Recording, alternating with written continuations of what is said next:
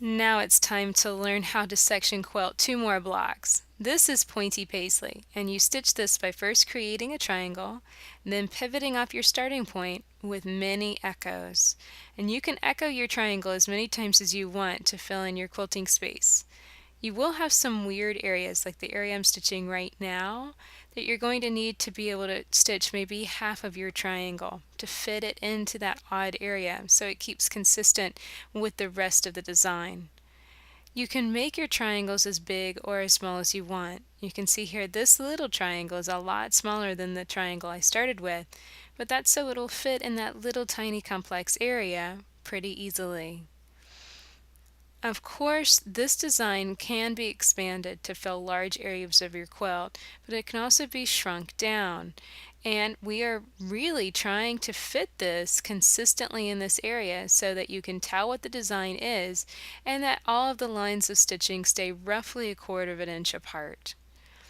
You will need to be able to shift and move your quilt quite often in order to get a really good angle in order to quilt the quilt properly in free motion. Don't hesitate to stop and reposition your quilt about every 2 to 4 inches.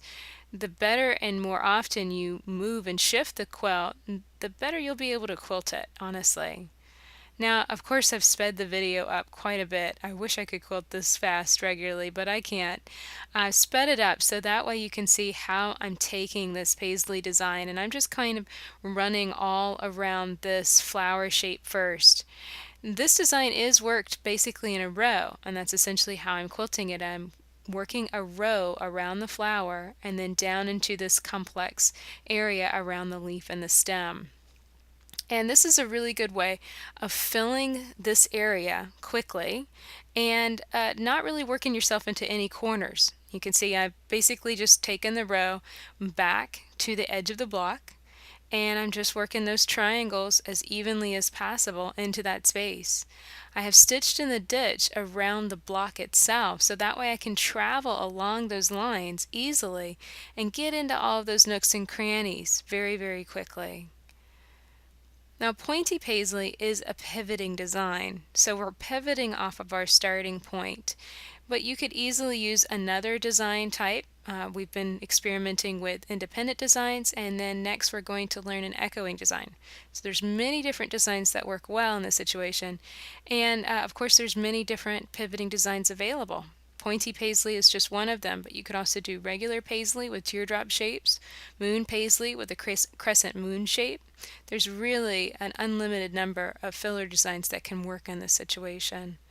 So you can see now how I've just filled in this whole corner area gradually, not working myself into any corners, just trying to move the design as evenly as possible without really working myself into any strange areas or any corners where I'd have to break thread. You will need to be able to travel stitch. That's stitching right on top of your previous line of stitching quite a bit when you're dealing with Pointy Paisley or any of the paisley type of designs, because they really depend on being able to stitch right along the lines, the outer lines of the last pivot, in order to get from one area to another.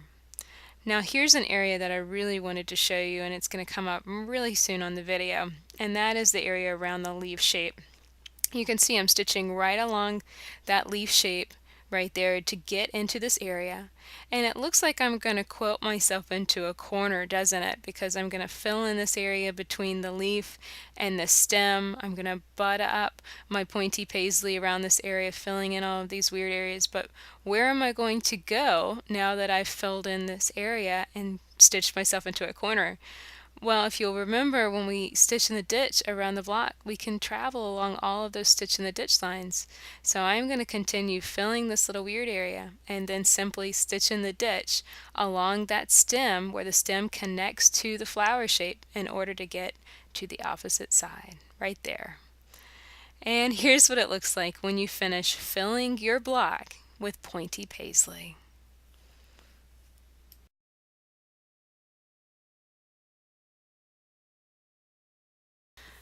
Now let's learn how to quilt another block with another triangle-based design. This is trippy triangles, and how this is quilted is first starting with a triangle, then travel stitching, and then echoing your triangle with another triangle. And trippy triangles is one of those designs that I really try and minimize it to only one echo.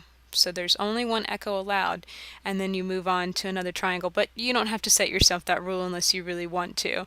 I just think it really adds an interesting look to the design to only have one echo per triangle.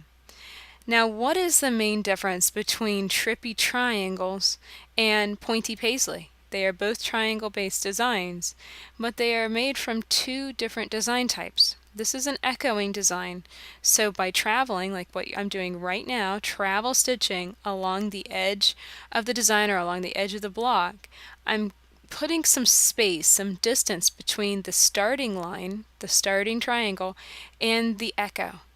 Whereas with pivoting designs like Pointy Paisley, I was simply returning to the starting point of the triangle and pivoting off that starting point to echo around it. And it's a very subtle difference, but the texture, the thread texture, is very different on these two designs. There's a lot more thread buildup with Pointy Paisley than there is with trippy triangles.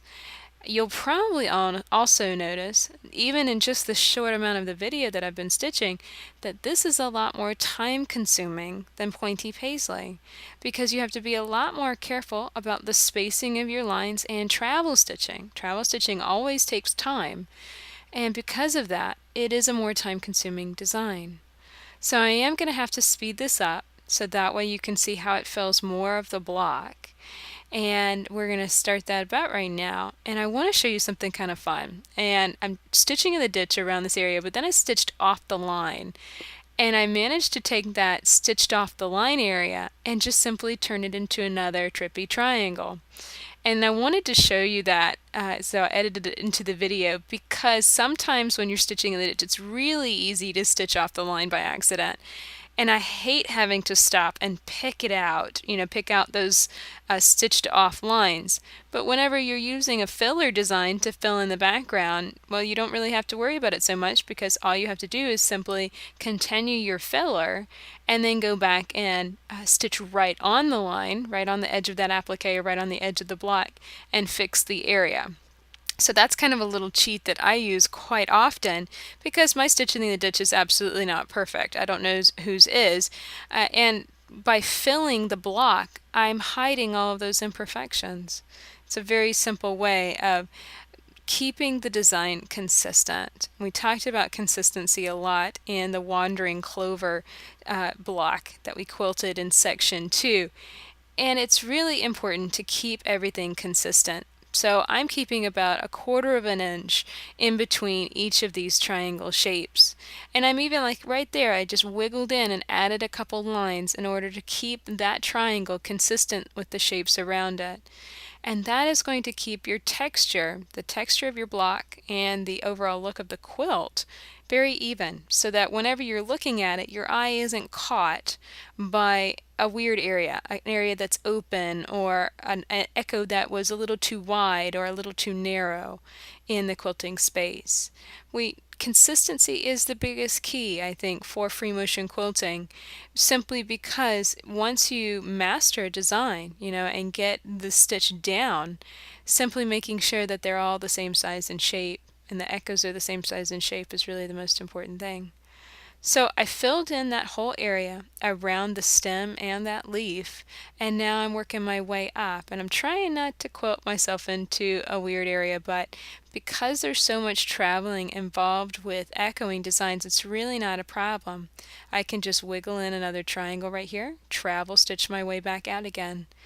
There's really no such thing as quilting yourself into a corner, really, because if you can travel stitch right on top of your free motion quilting lines, you can always get yourself back out of any tight place.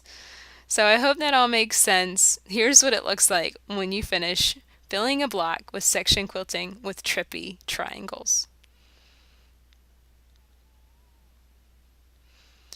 Don't miss the next part of this video series. Check it out at freemotionquilting.blogspot.com.